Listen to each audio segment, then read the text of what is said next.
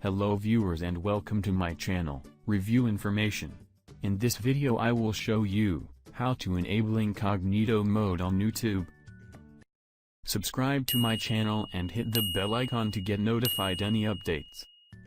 When incognito mode is activated, YouTube will no longer keep track of what you are watching, leaving your history completely clean. Watch this full video to learn how to enable incognito mode on YouTube. To begin, open the YouTube app on your phone.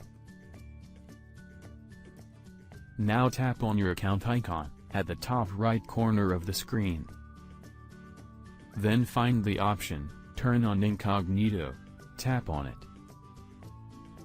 If it's your first time using incognito mode, tap on, Got it on the pop-up. Once you are in incognito mode, you will see that your profile icon is changed to Chrome's incognito symbol, and a black bar at the bottom of the YouTube app reads, Your Incognito. If you want to disable incognito mode, tap on the incognito icon at the top right corner. From the pop-up menu, tap on, Turn off Incognito. And the incognito mode has been disabled. So in this way, you can enable incognito mode on YouTube. Thank you for watching. Hope you guys enjoyed my video. Please subscribe my channel for more videos.